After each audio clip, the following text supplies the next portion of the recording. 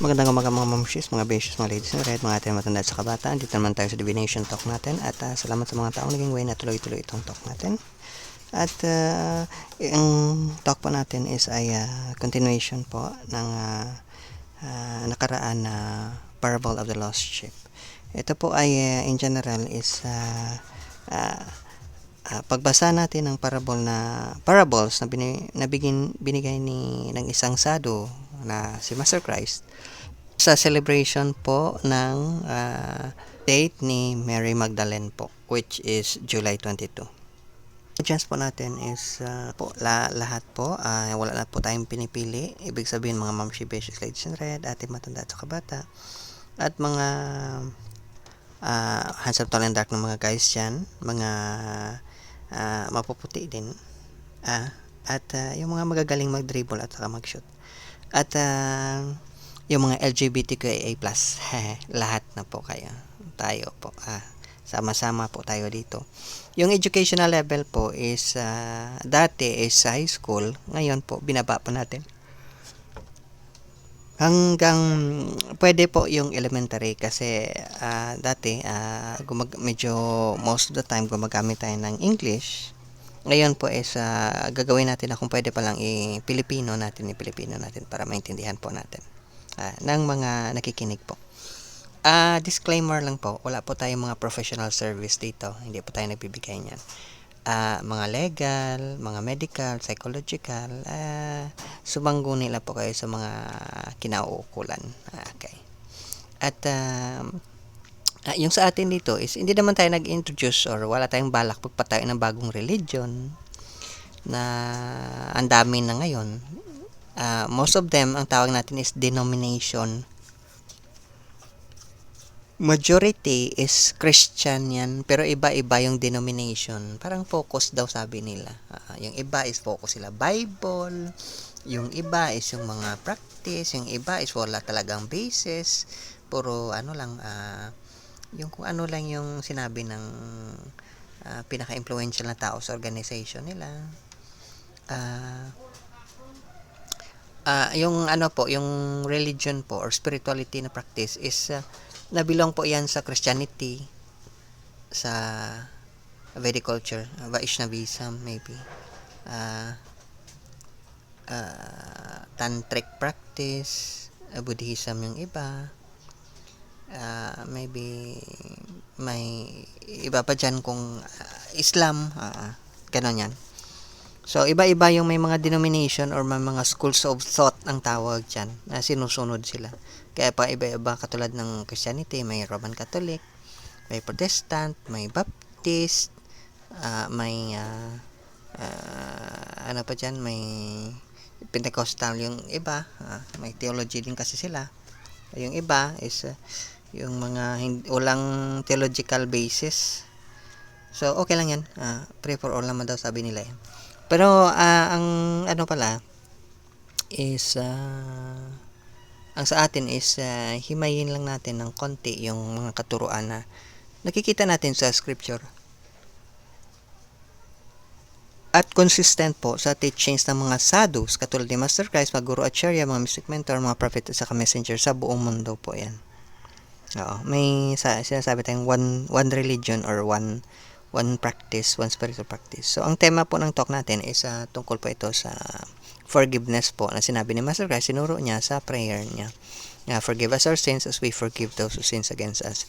So, forgive us our sins. Yung naka-refer dito is kasi pag nag-pray, kinakausap natin yung Godhead. So, sinasabi natin na yung mga tao nagkasala sa atin, yung mga gusto nating balatan ng buhay o i-barbecue man sa sobrang galit natin, pinapatawad na po natin. Kasi ang condition dyan is pag hindi na tayo nagpatawad, hindi rin po tayo bigyan ng chance ng Godhead na patawarin. Actually, medyo negative yung ganong klaseng explanation. Pero ang point dyan is, once na hindi ka po mag-forgive, hindi ka po receptive sa tinatawag na grace or divine grace. Hindi ka receptive na yung heart mo hindi po pwedeng malagyan ng Surat Shabad or Sweet Melody, sali nyo lang sa melody dyan, or Agape or Perfect Love. Hindi po yan receptive. Ibig sabihin, sarado po yan. Once na nag-forgive ka po, magbukas po yan, yung heart. So ngayon, once na bukas yung heart mo, pag binigay sa'yo, ng isang sado, automatic bubuksan niya yung third eye mo. Wala pong pwedeng magbukas ng third eye. Na sinasabi lang pwedeng ka magbukas ng third eye dahil sino may power. Hindi po. Sa third eye po, nakalagay yung seal na 666. Sado lang po. Katulad ni Master Christ, mga Guru Acharya, mga Mystic Mentor, mga Prophet Messenger, lang po ang pwedeng tumanggal ng seal na yan. Wala pong pwedeng tumanggal. So baka akala nyo, nag-undergo ka ng training, may certification ka, kaya mong buksan yung third eye. Mali po. Seal po yan ng 666. Si God po yung naglagay ng seal na yan. So kung sa tingin mo, may ordinaryong tao na mag-take lang siya ng seminar, workshop, o baka kuha siya ng certification, kaya nang tanggalin yung seal ng Godhead, bahala na po kayo mag-iisip-isip ng maayos dyan. Okay. So, pero sa atin, hindi po pwede. Sado lang po. Katulad ni Master Christ, pwede tumanggal ang seal. So, ngayon, i-continue natin yung talk natin tungkol sa parable of the lost sheep. So, ngayon, di nakita niya na yung yung previous is, nakita niya na yung sheep. Ang sheep dito is maliit na sheep. Ibig sabihin, mga baguhan po sa pananampalataya na maliligaw po sila. So, ngayon, nakita na siya ng shepherd. So, yung shepherd, minsan, nakarefer ito sa mga bishop, minsan na, yung mga may mataas na katungkulan, sila yung taga-ingat. Pero hindi po ito position sa organization. Ito po ay qualification po. Ibig sabihin po, yung mga sinasabi natin ditong mga shepherd, bukas din po yung third eye nila. Ibig sabihin, katulad ni Stephen, nakikita nila yung spiritual world or Promised Land or Garden of Eden or Lover's Paradise. Nakikita po nila yan. Kung hindi po nila nakikita ng mga taong ito, baka iba yung nakikita nila. Okay. Kasi si God mag-communicate lang sa iyo through sa third eye po. Hindi siya makakommunicate sa iyo sa ibang paraan. No. Parang battery kasi yung agape or perfect love. So ngayon, ito yung receiving at saka transmitting station. Ito po yung third eye. Kaya nga mataas sa itaas siya. So kung titingnan nyo sa mga practice ng iba, nag-focus sila sa meditation sa iba't ibang parts. Yung sa mga sadhu po, mag-start ka po sa third eye. Hindi ka po mag-start sa ibang place sa third eye po. So, ngayon, balik tayo sa scripture, which sa Book of Luke. Sinabi dito na pag-uwi niya, arriving home, calls friends and neighbors, saying, "Celebrate with me. I've found my lost sheep." So, ibig sabihin, ganun po kasaya yung isang tao. Pag yung mga baguhan po sa spiritual practice, na-receive nila yung agape or perfect love, galing sa isang sadhu, is naligaw sila, pero naibalik po sila ng sadhu. Ganun po yan. So, hindi mo, ito yung kasabihan, pag wala ka po ng isang bagay, hindi mo po ma-offer yan. Hindi mo maibigay. So ngayon, kung wala ka pong agape or perfect love, pure bhakti, kung sa Vaishnava practice or sa devotional practice, pure love, kung wala ka po niyan, hindi mo po maibigay sa iba. Hindi mo po kayang mag-nurture, magpalaki ng plant ng iba, ng seed ng iba, ng pure bhakti. Ang pwede lang pong mag-serve as bishop dyan or mag-serve as shepherd ay yung mga sadhu lang po o yung mga advanced na po talaga. Kasi yung mga sadhu, hindi naman kagaya ng sinabi ko, iulitin ko. Dalawa po yung pag-appear ng sadhu. Yung isa is nung nag-appear siya sa katawang tao, perfect, automatic siya na sadhu. Lumabas talaga yung pagiging sadhu niya. Ibig sabihin, automatic. May mga instances dyan na parang sa Quran yata at saka sa ibang literature, kaya nila magsalita as parang adult na sila. Okay, develop sila masyado. Yung isa po is at a certain time, aantay pa po siya ng certain time na mga ano po, mga ilang taon po. Ah, masaya-masaya po ito yung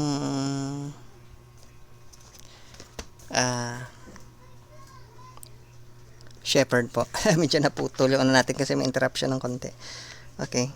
So, masayang-masaya po siya na kita niya po. Kasi para sa mga baguhan po na mga beginners pa lang po, medyo maselan po yung situation nila. Kaya kailangan TLC daw yan. Sobrang ingat mo.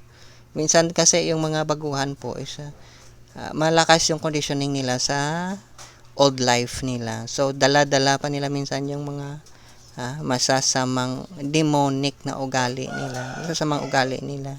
So, minsan napagkamala nila na yung mga sadhu po o yung mga satsang or sadhusanga, yung association ng mga devotees po or mga may mga agape or perfect love is mapagkamala nilang katulad ito mag-isip at mamuhay sa mga taong makamundo po. So, minsan ganun po yung isang mga reason bakit napakahirap. Kasi ako po, first na naka-experience ng mga ganong klaseng pangyayari. Hindi sa akin, pero sa iba po, first hand talaga. Na ang ano po is, kailangan ko po mag-spend ng time sa tao po. Na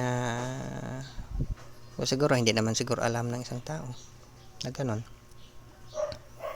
Na para maano lang siya yung maintindihan niya ba na yung alam mo minsan may ugali kasi tayo na na notice ko rin sa iba, hindi naman sa lahat, na once na magbitaw tayo ng salita is parang akala natin is hanggang sa ilalim ng Marianas Trench is sisisid tayo for the sake sa taong alam mo na, yung mga taong nakita mong sincere din. Pero pag andyan na po, wala po tayo sa pinakamadilim po, darkest, hindi dark ha, darkest moment ng tao. Wala po tayo, hindi tayo present sa pinakama-difficult na circumstance nila. Yan po minsan yung yung setback po na alam mo na yung kung sa mga therapy pa is napakahirap po na process yan kasi minsan wala ka talagang gawin, diyan ka lang, andiyan ka lang, present ka lang, alam ng tao na andiyan ka lang, wala ka ring magawa pero basta andyan ka lang, parang ganun. Yung iba hindi po, ang dami pong excuses na napaka-busy po namin, wala po kaming time, alam mo may mahahalaga kaming mga bagay na pinagagawa. Hindi nila alam yung mga lost sheep po, iyan po yung pinakamahalaga po sa mata ni Krishna po or ni Yahweh or ni Allah or ng Supreme Godhead.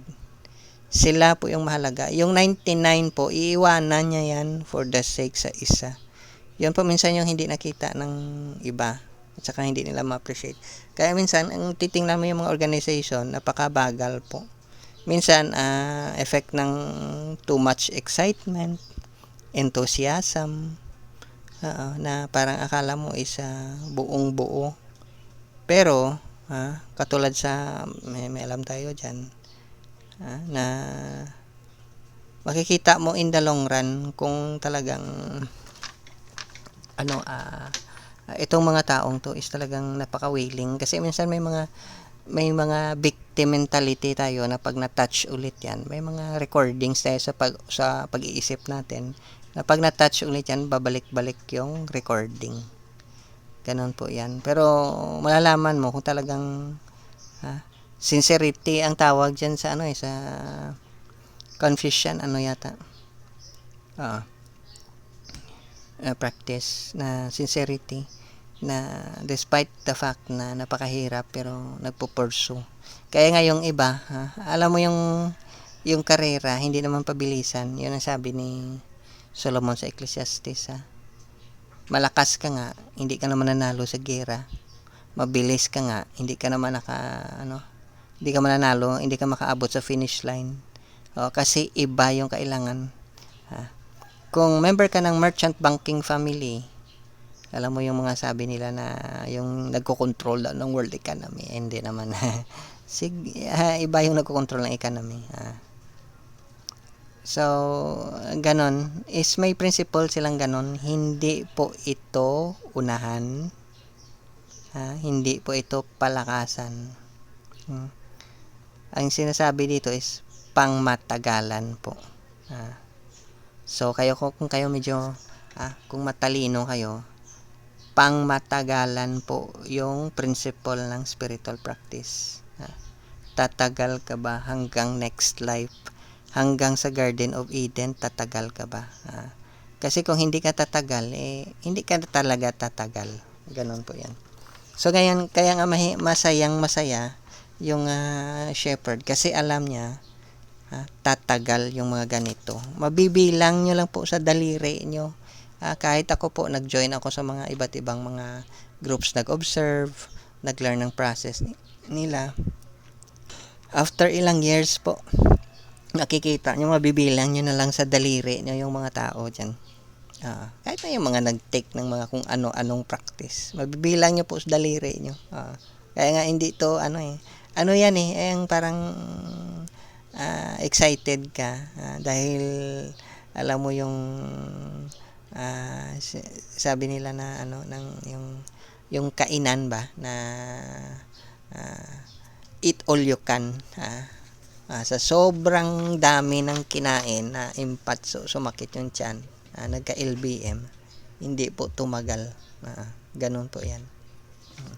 So ngayon, balik tayo rito. So tingnan natin yung sinabi ulit sa Luke. Okay. Sabi dito, there are more joy in heaven over one's sinner rescued life than over 99 good people in no need of rescue. Ganon po yan. Mas masaya po yung heaven or Eden or Lover's Paradise na yung isang tao po na tumalikod, bumalik. Ganon po yan. Mas masaya po yan. Kaya nga, yun paulit-ulit yung mga stories kahit kay Job, alam mo yung ganon, yung parable of the prodigal son, which i-take up natin yan in the near future. Ganon po yan, na masaya po. Kasi katulad din yan yung may anak ka naglayas, o may anak ka matigas yung ulo, alam mo yung lahat ng pinakaayaw mo, pinaggagawa. Masaya ka pag nagbago po, nagbalik loob or nag-repent. Ibig sabihin, yung na-discover niya na kamalian is binago niya. Pero may mga ibang tao talaga na, alam mo yung pag-iuntog mo yung ulo nila sa bato, hindi concrete pero minsan mas matigas yung concrete lalo na sa dagat. Una pa po mabibiyak yung bato o concrete kaysa sa ulo nila. Ganong katigas po yung ulo ng ibang tao. Pero may way po dyan. Pabayaan nyo lang po. Pag nakaharap yan ng mas matigas pa yung ulo sa kanila, baka matauhan yan. Ipag-pray nyo lang po na huwag mamatay yung anak nyo. Kasi pag namatayan, wala nang way. Kasi hindi natural yung pamaraan na pagkamatay. So, ganun po yan.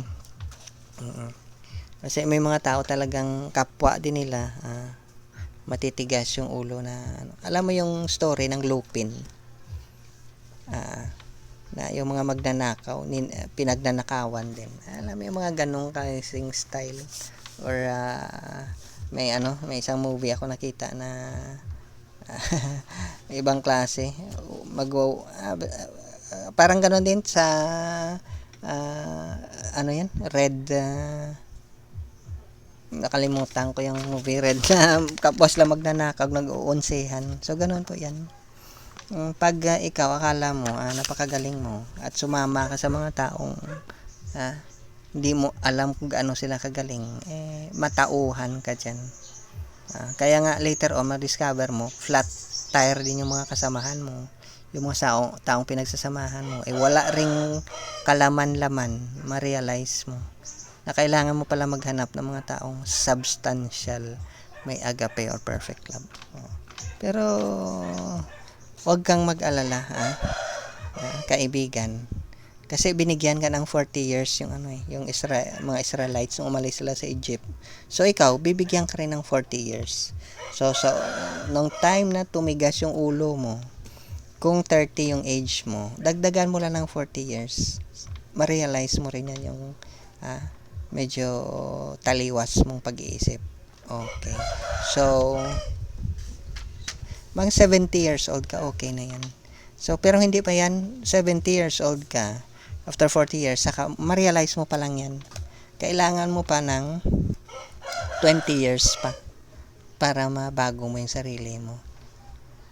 So, ibig sabihin, once na mag-decide ka na magbago, kung nagloko ka ng 30 yung age mo, 90 years old ka na po. Okay na yan. Sana po tumagal ka ng 90 years old. Kasi pag hindi ka tatagal ng 90 years old, wala pong chance na ma-realize mo. Medyo may pagkatigas pala yung ulo mo. Tigasin ka rin Okay. So, ganun po yan. So, kayo po, matanda na po na na-realize nyo na mali. Wala pong agape or perfect love. Kailangan nyo ng guidance ng sadhu. Katulad ni Master Christ, Pagura Acharya, mga mystic mentor, mga prophet messenger, okay na po. Pag 60, pag 50 kayo or 60 na realize nyo, tamang-tama po yan. Kasi 120 lang yung age ng isang tao, patay ka na po pag na-realize mo na may mali ka palang ginawa. Merong ganong mga tao. Akala mo nagbago sila, wala pong pinagbago sa kanila. Kasi kung nagbago yan sila, yung direksyon ng consciousness po nila nagbabago. Habang po nananatili yung consciousness, hindi mag-repent po, ibig sabihin, hindi niya babaguhin yung makamundo niyang pag-iisip papunta sa spiritual na practice niya po. Wala pong pagbabago yan. Mukhang nagbago lang po kasi may make-up po yan.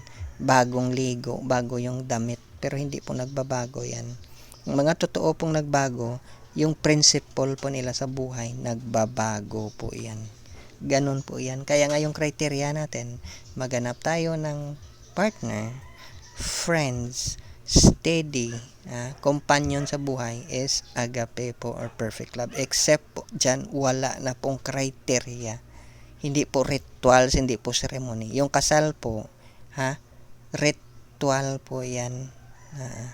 Hindi po yan agape or perfect love. Pa-display lang po, show lang po yan na nag-commit kayo, pero yung commitment wala pa po dyan. Ano lang yan, yung parang New Year's resolution mo po. Wala pa po yan, walang guarantee po na ma-accomplish mo yung New Year's resolution mo. Wala pa po dyan. Kung hindi ka bigyan ng grace, ng blessing ng isang sadhu katulad ni Master Christ, at ng kapwa mo rin mga practitioner, walang mangyayari sa buhay mo. Pariwara ka. Baka hindi ka maging prostitute na babae o lalaki sa makamundong standard. Hindi, iba yung spiritual prostitute. Iba yun. Baka wala kang mapuntahan. Baka sa end, yung 5 frustration ng isang tao bago siya mamatay, isa dyan, o 3 man, meron ka. Kasi 5 daw yung frustration ng isang tao bago siya mamatay. So, kailangan matanggal mo yun sa sarili mo. Pero okay lang naman kung meron ka. Kasi parang tingin ko marami naman nag-o-okay. So, sabi nila, kung trending daw yan na maraming okay lang, na hindi satisfying yung buhay nila, okay na daw yan. Gano'n naman sa social media, di ba? Trending. Parang, yan yung, hilig. Okay. So ngayon, punta tayo dito sa John po. Okay. Sinabi po sa John na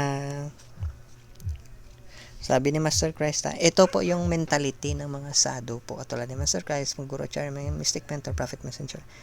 I am the good shepherd. The good shepherd puts the sheep before himself. Sacrifices himself if necessary. Ganun po yan. So, yung ginagawa natin, minsan maririnig natin sa mga magulang natin, kasi naging anak din tayo, may magulang tayo, nag-sacrifice ako para sa iyo, naghirap, hindi ako nakatulog, parang halos mamatay ako sa pag-sacrifice. Hindi po. Iba po yung ibig sabihin dito. I-lay down mo yung buhay mo sa isang tao, ibang klase po ito. Katulad to sa ginawa ni Master Christ sa sa poste po ng pinako siya. Ibig sabihin na hanggang sa huli po, hindi ka po bibitawan ng isang sadhu, katulad ni Master Christ, Guru, Chairman, Mystic, Mentor, Prophet, at saka Messenger. Hindi po yan sila. Hindi magpabaya sa'yo. Kaya nga may isa akong sa YouTube. Hindi sa akin yun, pero may isang kaibigan ng na sabi ng isang spiritual master, sabi ng spiritual master, kahit wala na yung physical body niya, buhay pa rin siya through sa instructions niya.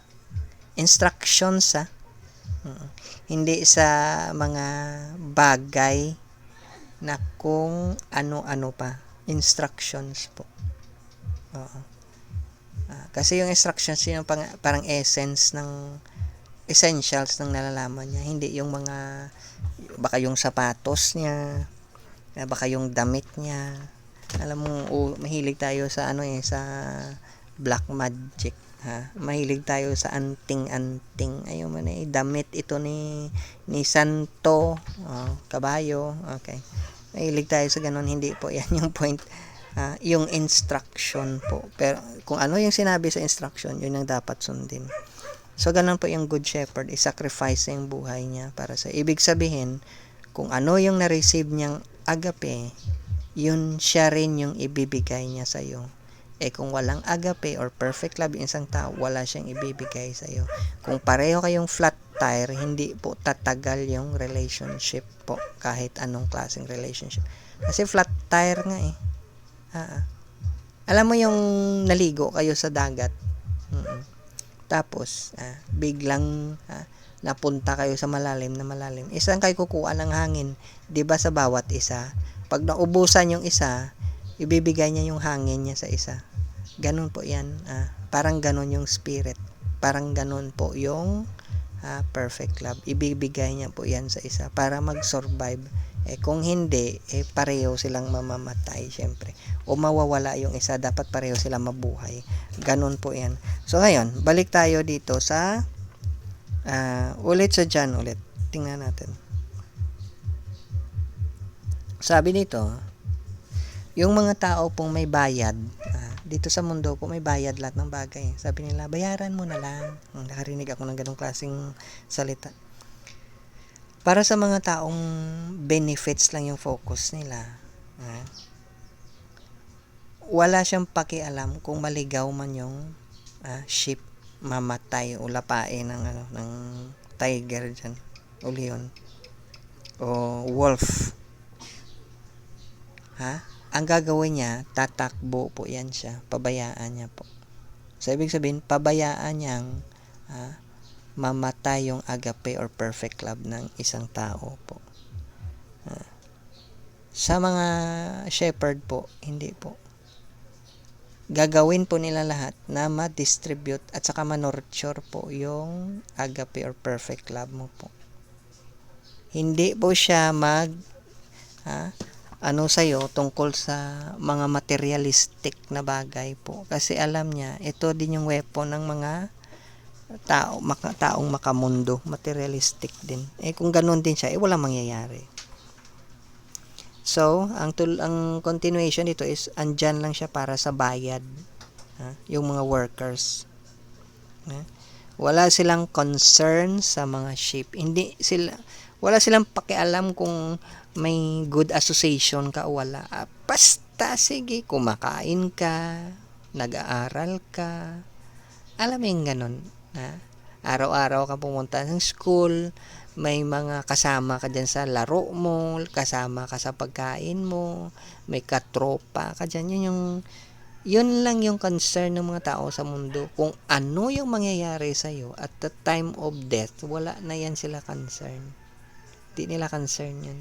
Pero yung mga shepherd po, yan yung concern nila. What if kung mamatay ito? So, hindi dapat. So, kailangan bigyan kanya ng agape or perfect love or philosopher's stone na tinatawag. Na pag in case na kumatok si kamatayan sa pintuan, andyan po kasama mo yung sado. Hindi mawala man yung katawan, yung spirit kasama po ng sado yan, katulad ni Master Christ, Magura, Share, Mystic, Mentor, Prophet, Messenger. Wala pong mag-guarantee niyan na kung sino pang magaling na psychic o kung sino pa yung mga alam mo dyan magagaling. Hindi po. Sado lang po yung binigyan ng authority ng Godhead, katulad ni Master Christ, na kumuha sa isang taong may agape sa puso niya. Except po dyan, wala na po, hindi na po binigyan ng authority. Kasi sila lang naman po yung bukas, yung third eye. Kaya nga sabi ni Master Christ, I am the ideal shepherd. I know my own sheep and my own sheep knows me. Kilala niya yung mga sheep niya. Yung mga taong binigyan ng agape, kilala po yan ng mga sado. At ang mga taong may agape, kilala po nila yung sado. Except po sa mga taong may agape or perfect love, hindi po nila kilala yung sado at hindi rin po sila kilala ng sado. Ganon po yan. Ang sheep po na belong sa shepherd po. So, alam mo kung kaninong sado ka na belong. Kaya nga nagkaroon ng iba't ibang hugis yung religion or spiritual practice. Kasi alam mo kung kanino kang sado. Kung perfect yung tinuturo ng master mo, pure devotion, walang rituals, walang ceremony, piniprepare ka talaga niya sa Garden of Eden, or ang tawag natin dito is Lover's Paradise. Kung anong ginagawa mo, yun din yung gagawin mo doon sa Lover's Paradise. Noong tanong, pag pumupunta ka ba sa religious place, temple or church, at saka nag-perform ka ng rituals, yan ba yung gagawin mo pag andoon ka na sa Garden of Eden or Lover's Paradise? Magdadala ka pa ba ng rosary mo doon? Magdadamit ka pa ba ng damit mong magarang-magara? Ano po ba yung ginagawa ng mga tao sa Garden of Eden o Lover's Paradise? Yun yung i-train sa'yo ng sado. O katulad ni Master Christ, Guru, at Share, Mystic, Mentor, Prophet, Messenger. Tingnan nyo yung story po kung nag-perform ng ritual si Master Christ. Tingnan nyo lang po sa story. Basahin nyo po yung story lang ni Master Christ ng 10 beses kung anong pinagagawa niya. Kasi iyan yung gagawin sa Garden of Eden. Tingnan nyo po yung story ni Krishna sa Vedas po. Yung nag-perform siya ng loving relationship sa mga gopis po. Tingnan nyo lang po kung yung ginagawa nyo pong practice is same sa ginagawa nila. Kasi kung hindi po, ritual ang tawag. Crutches ang tawag dyan. Para lang ma-entertain ang mind mo. Ganun po yan.